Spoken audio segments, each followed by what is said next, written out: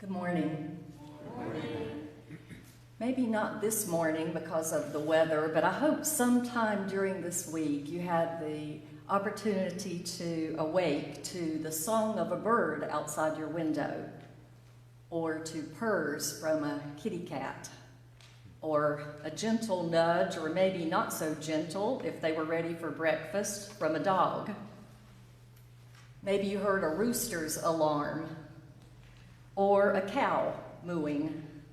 Over a morning coffee, maybe you noticed squirrels scurrying from tree limb to tree limb, or you saw a deer passing by. Today at Trinity, we gather in celebration and remembrance of all creation birthed by a God who loves them and who loves all of us. Let's gather by singing. We're going to sing All of Us Belong. The words are in your program and they'll be up on the screen. Please rise in body and or in spirit as we sing.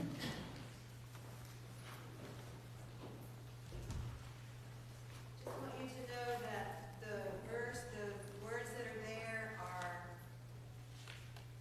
not sung straight through.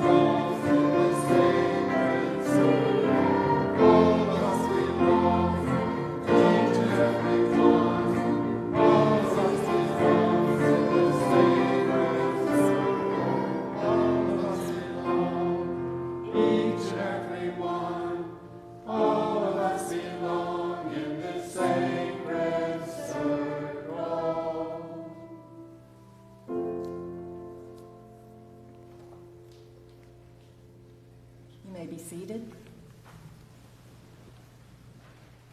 Welcome to Trinity this morning. Whether you're joining us in person or online, we are so glad that you're here today. At Trinity, we believe in extravagant welcome to all. So no matter who you are, no matter where you are on life's journey, we welcome you into the full life and the full ministry of this church. You're invited to join us for lots of upcoming ministries and events. You can find the details to that in this week's update, and there are copies of the update in the narthex. If you're not getting those online, if you'd like to get them online, emailed, if you'll fill out a little card that's hopefully right in front of you at your pew. Gerald, movement class today? Yeah. Will you be doing downward dog? Pronouns yoga. Yes, just a little joke there. But yes, Gerald does a wonderful movement balance class. It's free. It takes about 15-ish minutes down in the downstairs, and you're invited just to head downstairs in all of those and join us. We can do swimming dragon. Swimming dragon, that works too. Yes, thank you. Thank you. A Prayers for Peace Vigil, you'll see information on that, about that on a sign that's in the narthex. And again, in your update, Adult Sunday School class meets every 9:30, and there's so much more. So please take a time to look through that update. If you ordered yummy pecans, those are ready for pickup, or pecans, whichever you want to say. And the update also has information about ordering poinsettias. All are sold. So if you ordered them in advance, though, if you'll please be sure and see the person from whom you ordered. Yes. Thank you for the women of Trinity for that. I do want to mention that next Sunday we are gathering children's toys, and those should be unwrapped, please, and you can just place them under the tree. Some of you have already brought those. Thank you so much, because those are going to be shared with children through our partnership with the Prevention Unit of DSS, and they'll be so happy to get those because we believe in Santa Paws, of course. So thank you to everybody who brought donations. Also for the local animal rescues, if you forgot that today, we'll hold off on delivering those for a week, and you can bring those too. So we were collecting newspapers for the Humane Society, also paper towels, and some treats for training. So thank you for those. All of these ministries and missions at Trinity are made possible by your time, your talents, and your gifts of finances. If you would like to share an offering today, we don't pass the plate, but there's a plate that's at the back, and you can donate there, or in that update, there are other ways to donate by mailing in a check or doing that online at PayPal. So please take a look at that. I want to say we have several special guests for us for today's Paul's service, and I'm not going to embarrass them by their names or making them stand up or anything. They're saying thank you, but I do just want to say that we have here the two creators and donators of some wonderful bows that are in the back for you to take home if you have dogs and cats. So they're there, and also we have cookies, treats for dogs and cats for you to take home today. I have a special guest who's probably traveled the furthest today to be with us, and so I thank you for being here. And then I have some family here, as well as some other people who came because it's Pawprints Day. So I'm so glad that all of you are here, and thank you for being a part of today's worship.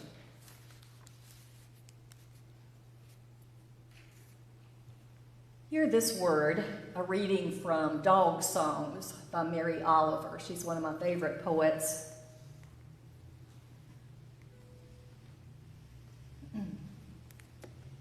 He puts his cheek against mine and makes small, expressive sounds.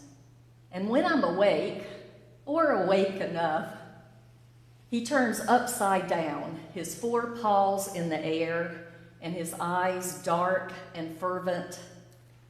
Tell me you love me, he says. Tell me again.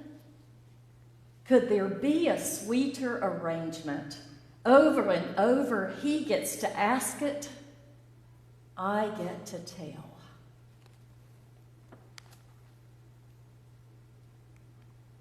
Let's center our hearts for worship at this time.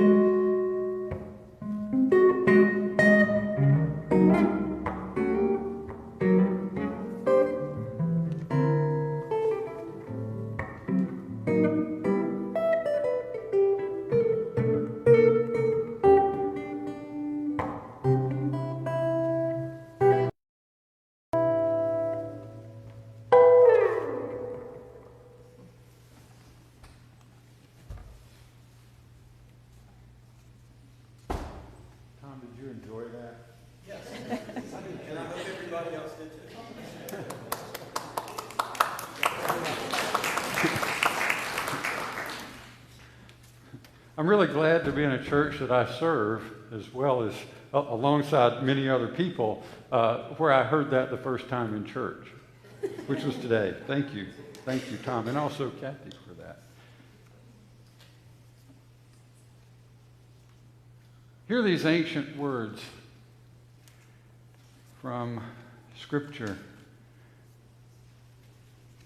from Genesis chapter 2. So Yahweh fashioned an earth creature out of the clay of the earth and blew into its nostrils the breath of life.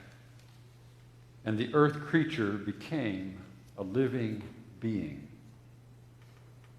Yahweh planted a garden to the east in Eden, land of pleasure, and placed it in the earth creature, placed in it the earth creature that Yahweh had made.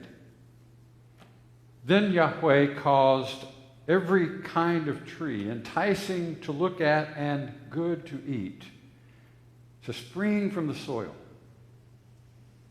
In the center of the garden was the tree of life and the tree of the knowledge of good and evil. And then Yahweh said, "It is not good for the earth creature to be alone. I will make a fitting companion for it." So from the soil Yahweh formed all the various wild beasts and all the birds of the air, and brought them to the earth creature to be named. And whatever the earth creature called each one, that became its name. The earth creature gave names to all the creatures.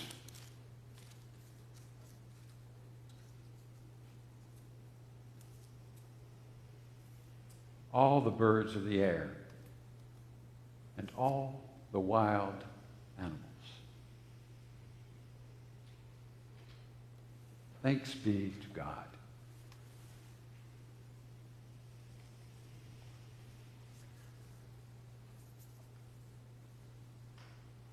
I invite you to rise in body and or in spirit for our litany of gratitude for all creatures.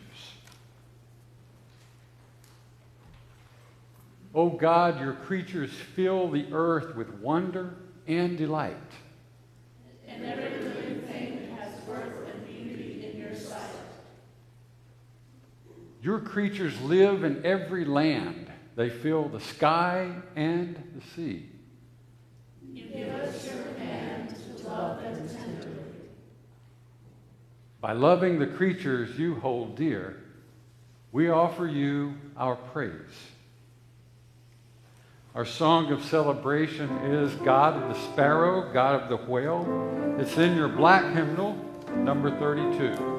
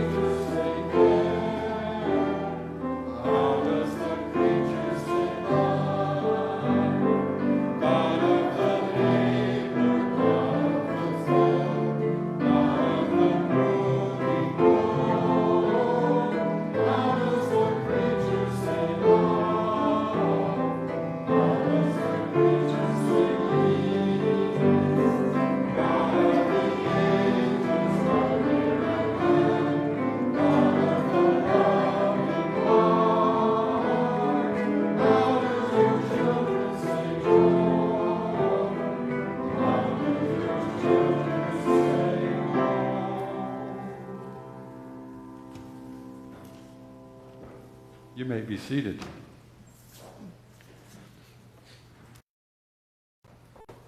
I love the way that song leaves everything open-ended. How does all this happen?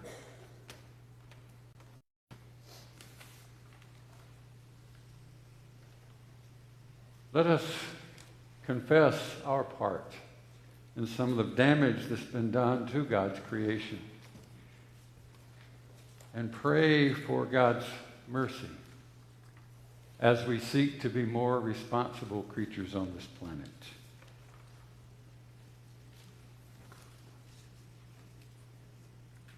Let us pray. Creator God, we have forgotten who we are. Help us remember that we are part of your creation and have a responsibility for its care rather than its destruction. Loving Creator, hear our prayer. Change our hearts, change our actions.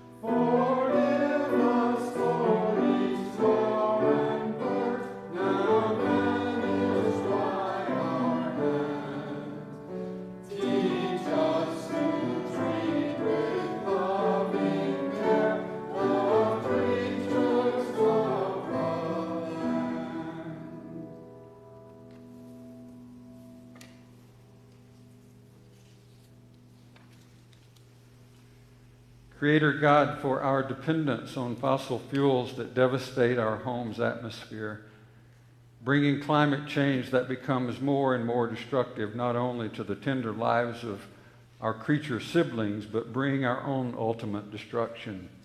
Forgive us. Loving Creator, hear our prayer. Change our hearts, change our actions.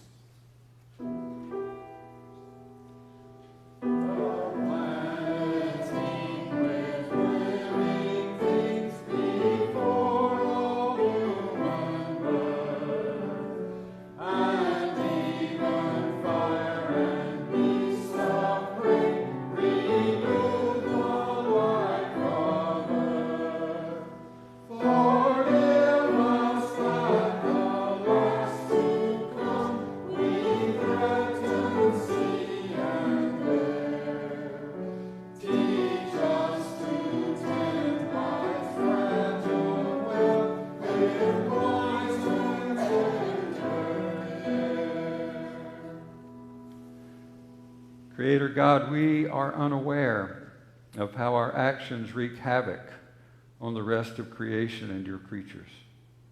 Help us become aware of how our actions do that. For our part as humans, in extinction rates 10,000 times greater than the historical average, where one species per million goes extinct every year. Creator God, forgive us.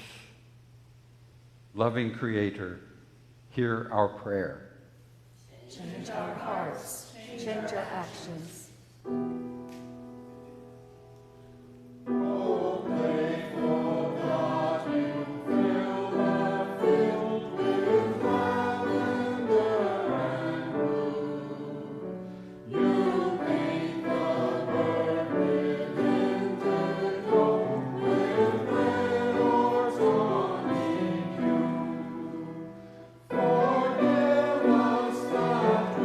Bring your heart.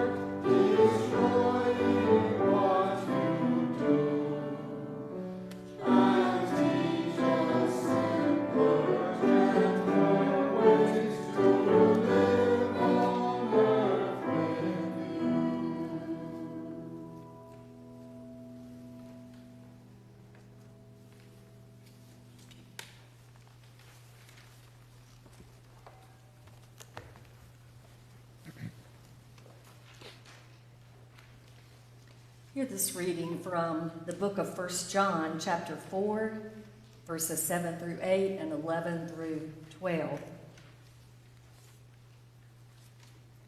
Beloved, let us love one another, because love is of God. Everyone who loves is begotten of God and has knowledge of God. Those who do not love have known nothing of God, for God is love. Beloved, if God has loved us so, we must have the same love for one another.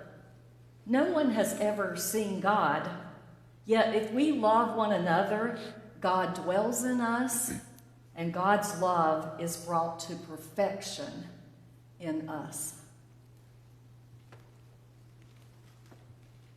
Hear this reading from Dog Songs by Mary Oliver. The title of this poem is Benjamin, Who Came from Who Knows Where.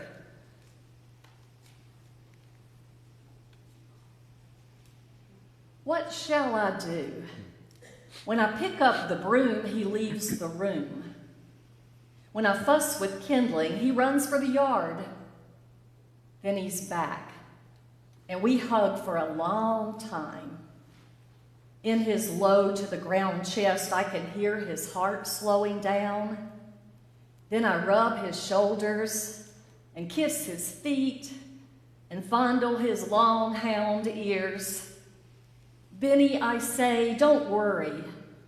I also know the way the old life haunts the new.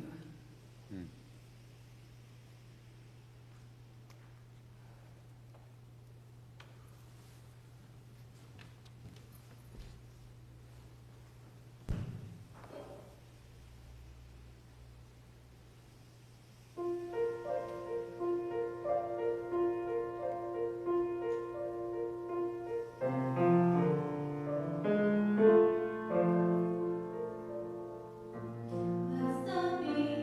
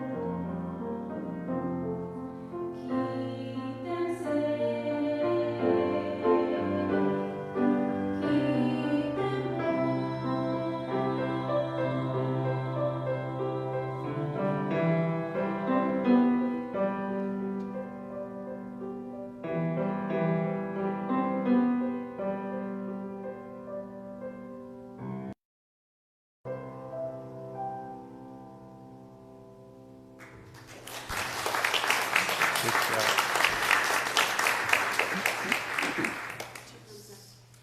Thank you so much, Ashleigh and Theresa.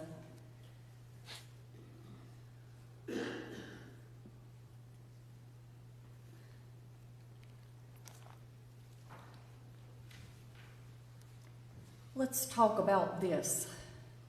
Let's talk about love's imprint on our hearts. During these weeks before Christmas, I always have something in my right pocket. Candy canes. Some of you, I've given a few, if not see me after church. Reaching into a pocket, and by the way, all clothes should have pockets, right? All clothes, yes. So reaching into a pocket and offering a candy cane is just a little way of sharing holiday joy with friends and with strangers. The smell and sight of peppermint is a reminder to me of Christmas love, and that love goes back to my great-grandfather. Now, he didn't wait until Christmas to share love. He was a farmer. So if you came to his home at any time, he'd send you home with something good to eat. If it was summer, it was freshly picked produce from his little garden. If it was in the winter months, it was canned fruits or vegetables. My sharpest memory of my great-grandfather is from a Christmas Eve when my parents and I went to deliver a gift to him. He had requested his very favorite gift, a box of peppermint sticks. When he opened them, his face beamed delight and gratitude. And then he did something I did not quite understand as a child. He took out his pocket knife and he sliced open the wrapping around the box, and then he passed around that box to the entire gathering. And he insisted that everybody take a peppermint stick. Now, I didn't understand that. He had barely received his gift when he gave it away. Today, whenever I take out a candy cane and I give it away, I remember how he shared love. In my left pocket, I usually carry a different kind of treat, not a candy cane. And I don't carry this treat just during Christmas, but all through the year. This one says wolf on it, wolf. I began this tradition thanks to another dear one who knew how to share love, a dog named Elmo. Now, the first time I ever spotted Elmo, he was slowly taking a short morning walk. Elmo passed where I was seated. It was around sunrise, and I was outside journaling before I went down to the beach. Elmo was headed for the beach. I could tell that he was an older pup by the way he moved. I could tell maybe he had some arthritis or physical challenges. Mostly he reminded me of a dog who had already left pawprints on my heart, a three-legged beagle named Captain Jack. When I saw Elmo, I fell in love at first sight. So that very day, I headed for a store that I'd noticed in a nearby shopping area, Kelly's Canine Kitchen in North Myrtle Beach, and I bought dog cookies. Now, Kelly, I want to tell you, bakes the best dog cookies in the universe, so I figured this is a treat no dog can resist. I began to carry those every time I left the beach condo, carry them in my pocket just in case I saw Elmo again. And soon I did. And over the months, I became friends with dear Elmo, and always he was ready for those cookies, and later on for muffins from the bakery. Elmo would see me, and his tail would begin to circle as a helicopter's propeller, something his dad told me that most people he didn't do that for. Once Elmo ran to me, and he surprised me with a kiss on my cheek. I swore I was not going to wash that cheek, but Ken thought maybe I should. Always Elmo was happy to see me, and yes, to see those cookies in my pocket. Thanks to Elmo, I now always have cookies in my pocket when I walk on the beach. I don't leave for the beach without those cookies. Thanks to Elmo, I've made so many dog friends who somehow recognize me from afar. It seems like even half a mile away, and they begin steering their people toward me. So on my beach walks now, every time I share cookies with Izzy and Miss Jewel and Spock, and I leave cookies in the library for Arrow and Sweet Minnie and Holly and Misha. Some dogs I meet on the beach are vacationing, so I only see them once or twice. When I go back to Kelly's for more cookies, now I know her pups, Remy and Dally and Copper. Last December, I promise you, I was walking on the beach with cookies, and I even met Bailey, Santa Claus's dog. All thanks to Elmo. My love for Elmo and his love for me led me to share love in this different way that I'd never done before, to carry those cookies. Whenever we pause in our lives to notice and to care for and to love other creatures who God designed and who God loves, we learn more about how to love one another. I think of that when I see nativity scenes or watch a children's Christmas play. Have you ever seen a creche without animals in it? No. I smiled up here when we stopped to pray and reflect right as we turned around, and I laughed to myself because there are chickens there. Yes. God's creatures are always there alongside the manger, and the humans gather. Think about the animals in your nativity scenes. I'll bet there might be a donkey, very important character in the Christmas story, right? Maybe you have some cows in your nativity scene, or maybe you've seen those in a play. Maybe a horse, could be. A camel or two when the wise guys come. Oh, and there must be sheep, right? Now, years ago, I was pastoring a church when one Sunday afternoon in December, I received a call from a very worried and apologetic parent.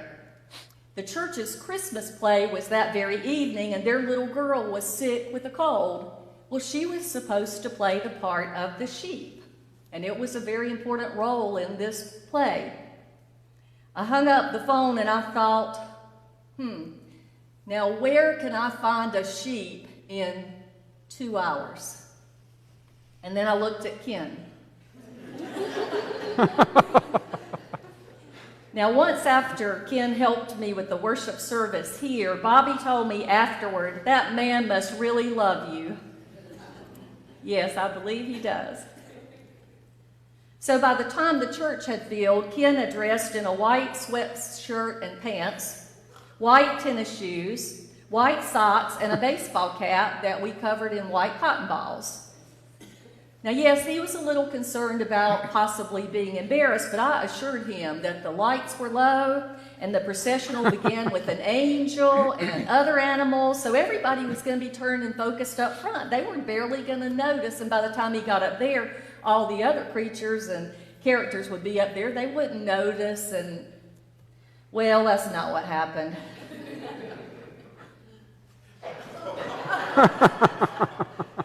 As Ken stepped from the narthex, a man on the front row happened to turn around and look back, and he saw Ken, and he let out a loud shriek of laughter. Of course, then everybody had to turn around, and so they all watched as step by step Ken the sheep slowly processed down the aisle as the organist kept right on playing Away in a Manger. Sheep. And my nativity set also has cats and dogs and rabbits and birds and other wonderful creatures. And let's remember that some of those would have been the first ones there at the stable. The first ones there before anyone else awaiting baby Jesus' birth. Now, animals are prominent not only beside the manger, but also in stories throughout our Bibles. From Genesis to Revelation, we find references to creatures, including fish and birds and livestock and great creatures of the sea, skies and land. We hear in Matthew about birds of the air who neither sow nor reap nor gather and yet are fed. Isaiah's wolf and lamb who graze together. The Psalms are filled with animals praising God. And then there's Jonah's cattle and Jeremiah's stork and turtle dove and crane. Revelation has a white horse, and there's a donkey.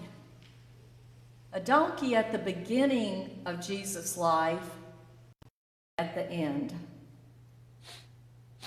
I've been so blessed with a lifetime of loving animals. My childhood included cats first, Spicy and Snowball, a multitude of dogs, so many I cannot name, but Jet and Stumpy and Udi and Daisy and more and more and more, horses and cows and goldfish. In our family, we've welcomed cats and dogs like Patches and Abby and Greta and Dodger and Ozzy, who was Toto to my Dorothy self, and a three-legged beagle that I mentioned, Captain Jack. At home right now, they can't wait till we get back because they think we've been gone for a month when we've been gone just hours. There are 3 dogs, all rescues. And by the way, they're called rescues because they rescue us, right? All rescues. Katie and Honey. There's Katie with Santa. Honey. And Sugar, our latest. I have grandkitties. No grandchildren, grandkitties. And here's Raja, and there's Jasmine and Zena. And besides my beach pup friends, I love sweet little Clovis. I get to see him often and take him cookies. And of course, we could not forget Trinity's very own Sona, who's asleep up here on the front, and how we love her. Yes, I love animals, but I'm also very grateful for the work they do in our lives, not only for the ones, grateful for the ones with whom I've shared love, but for all those who serve others. I know about dog Spots, and also I have a great love for a dog named Bebe. They listen to children read in libraries. Therapy cats and dogs who visit in chemo centers and senior housing and children's wings of hospitals. I appreciate those dogs who protect us as canine officers for the city of Concord, like Apollo. And dogs who use their acute gift of the sense of smell to search for lost persons and sniff out bombs. And of course, I'm thankful for those cats and dogs and other creatures who rescue us. How many of you have or have ever had a rescue animal in your life?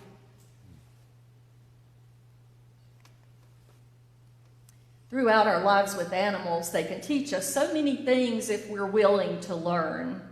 And no matter what you've heard, old folks can learn new tricks. Yeah. Get it? Let me say it one more time. Old folks can learn new tricks, like all of us, yeah? Okay, thank you. Many of the lessons we can learn from animals are the same ones that are taught to us by teachers we respect, by philosophers, by poets, and even in our Bibles. For example, the Psalms remind us again and again to praise God for all the wonders of creation. And so if we'll take time every day to listen to a bird song or to watch dolphins leap through the waves, to notice the acrobatics of squirrels, to admire the graceful beauty of a passing doe and her baby, to laugh at bunnies chasing one another in play, then we cannot help but offer praise to the God who created them. And if we will travel farther than our backyards, even if our travel is via documentary, then how wondrous is God's creation. From the depths of the sea to the highest mountain tops, we find miraculous creatures. Elephants and antelope, iguana, from peacock to penguin, guinea pig to giraffe, lion to eagle to whale, from buffalo to field mouse, and multitudes more, too many to name, but all diverse and all intriguing in their practices when we learn about them, and all beautiful. What other lessons may we learn from animals? As we humans seek peace and comfort, especially lately in the world's ever-growing chaos and divisiveness and stress, The practice of mindfulness, as we talked about before, has a contemporary following now. Extensive courses and best-selling books and social media sites and even medical professionals will tell us about the benefits of this ability to be present in the moment. In this very moment, not thinking about past or future, but right this second, to be present. The more contemporary fascination is, of course, not a new practice at all, and rather it is steeped in ancient spirituality. While mindfulness is difficult when we humans attempt it, our animal friends seem to excel in it, don't they? We can learn from them just by being with them. I have some friends who are self-proclaimed bird nerds, and they happily spend hours outside watching and listening. Or go to a rescue shelter as a volunteer to walk dogs, and soon you'll be focused on their joy in play. Spend an hour at Concord's McTabby Cat Cafe, where rescue kitties await adoption, and watch them napping or toss them a toy. All of these animals seem to exist in the moment. And so let's laugh with them and play with them and cuddle with them and nap with them and just learn to be one with them and one with one another in this moment. Of course, the greatest lesson we learn from animals, especially from those with whom we spend our daily lives, is love. If ever you have welcomed into your home and heart a dog, a cat, or another animal, you're probably aware of how grateful they seem. And even those who've been tragically neglected or even abused, they are capable of loving us.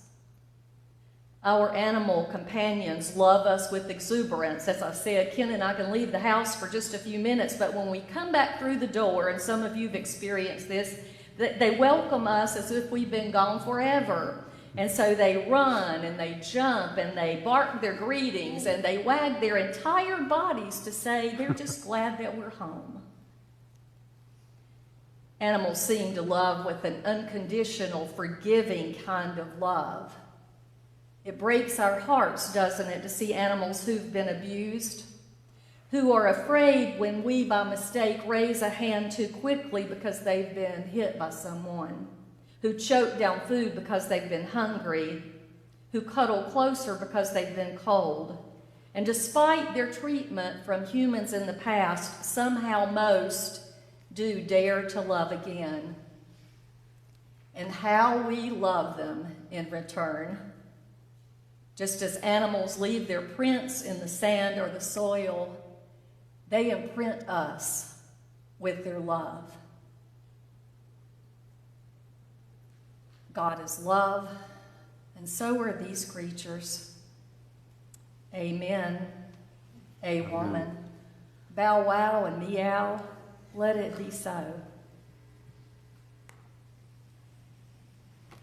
Yes, they teach us about love, and love them we do.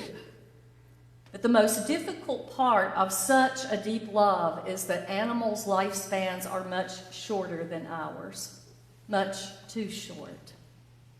And today, one of the reasons that we gathered is to acknowledge our grief for those animals that we love who've gone on before us.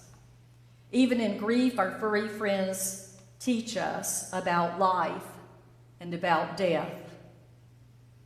Often we have our first encounters with life cycle, with birth and death, due to animals. When we're children, maybe we experience an animal giving birth. We watch our kitty do that, have kittens or our pups. And we also, as children, might shed our first tears of mourning when animals that we already love die.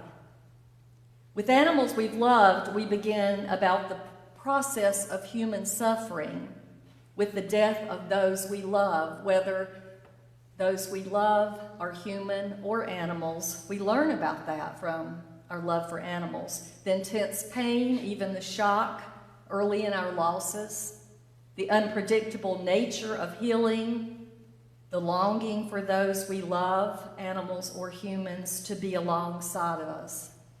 We miss those who've gone before us.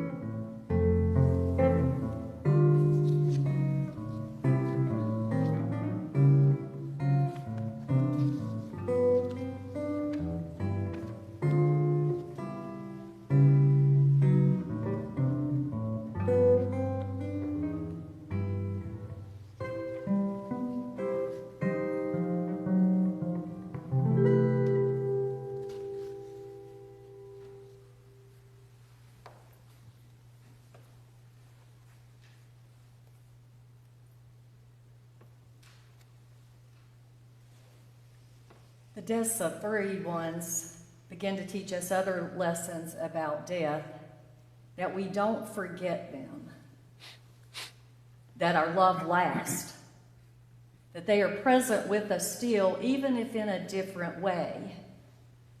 And I believe with all of my heart that we will be more fully together again with them, just as we are our human loved ones. As we remember them today, I invite you to name those animals that you'd like to remember.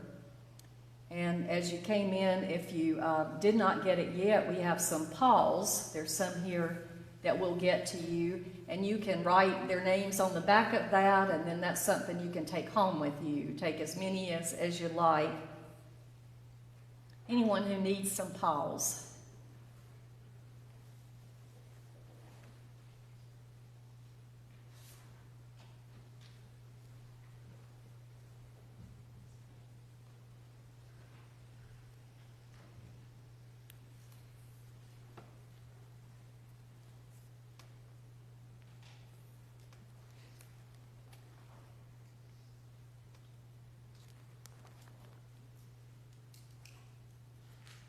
And if you'll lift your hand now, Nathan's going to bring the microphone to you, and you're invited, if you'd like to, just to say aloud any names that you would like to.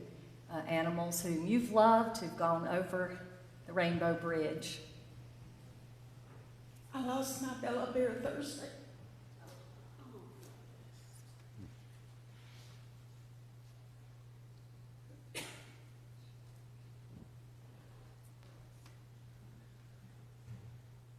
Elmo, Yeti, Josie, and Roxy.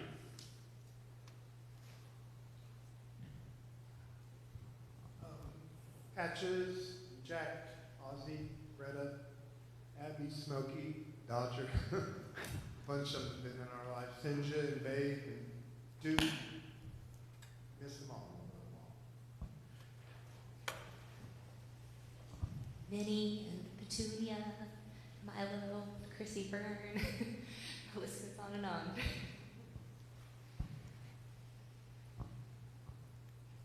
Shag, Bruno, Anthony, Cleopatra. Sassy, Bailey, Tori, Nikki, Gretchen, and Ginger.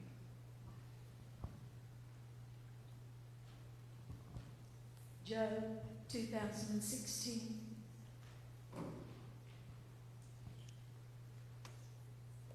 Jasper, Mordecai,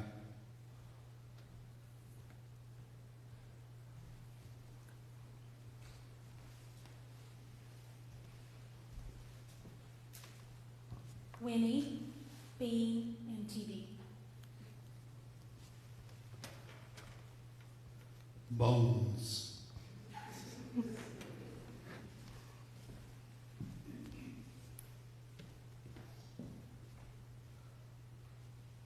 Buddy, Caleb, Maggles, India, Melina, Topi, Morty.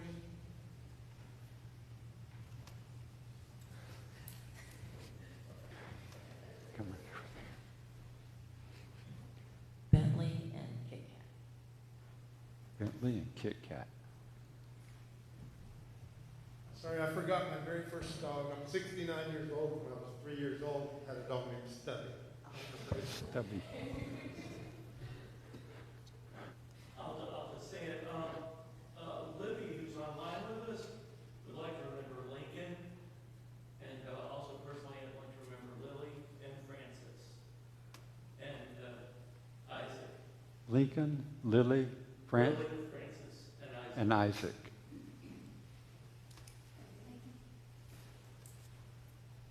Penny, Lolly, Rich, and my horse Beauty.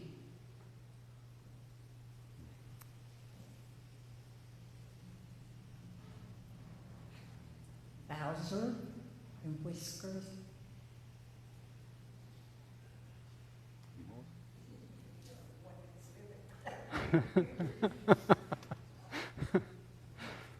It'll come to you.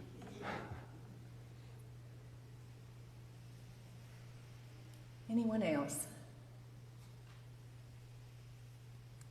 Thank you. We remember them with such love, and calling their name again reminds us of those imprints that they have left on our heart. Most of you have heard the reference to the Rainbow Bridge, or the deaths of dogs and cats and other creatures, and I love that metaphor of the Rainbow Bridge for all that we have ahead for our journey. For me, that's my favorite image of death's transformation. And I want you to think about that right now. It's that bridge. You can imagine crossing over a bridge, and on the other side, we see those who we dearly love and have missed, the people in our lives that we have grieved that loss, and the faces. I imagine seeing the faces of my parents and my brother and my little boy. And as I begin to walk onto the bridge, I can see that they are waiting for me on the other side. But always when I imagine that scene, there are others who do not wait. And they will not wait when you are crossing. Instead, it's those who run toward me with their wags and howls and meows. And so much love.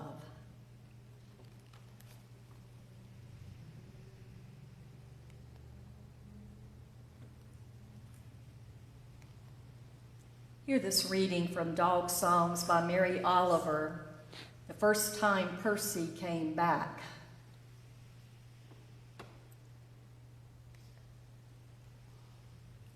The first time Percy came back, he was not sailing on a cloud. He was loping along the sand as though he had come a great way. "Percy," I cried out, and I reached to him, those white curls, but he was unreachable. as music is present, but you can't touch it. Yes, it's all different, he said. You're going to be very surprised. But I wasn't thinking of that. I only wanted to hold him. Listen, he said, I miss that too. And soon you'll be telling stories of my coming back. And they won't be false, and they won't be true, but they will be real. And then, as he used to, he said, let's go. And we walked down the beach together.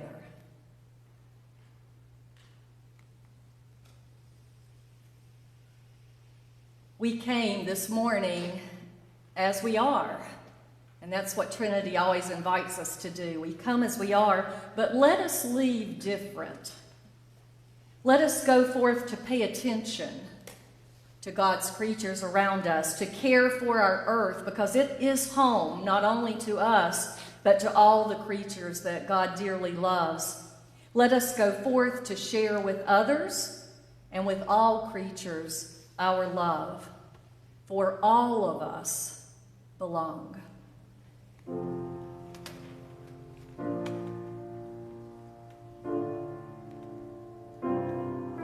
I invite you to stand as we sing together again, All of Us Belong. All of us belong, each and every one.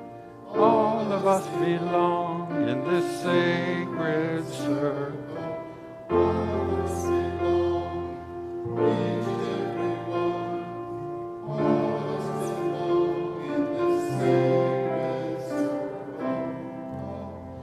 We have wings and paws and tails and toes and instincts and souls. We have wings and paws and tails and toes and instincts and souls. We have purpose and laws and each and every one. All of us belong in this sacred circle. All of us belong, each and every one. All of us belong in this sacred circle. All of us belong,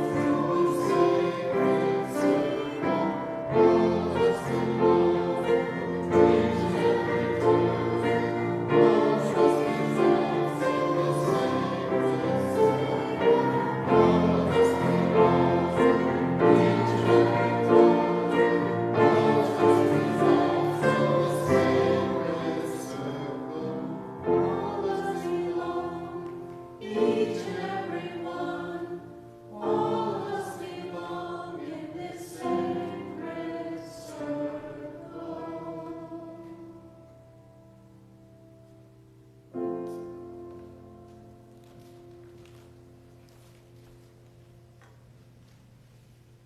You are so loved. You are loved today as if you were God's only child. So let us go forth now and love one another and love and be grateful for all of these wonderful creatures in our path.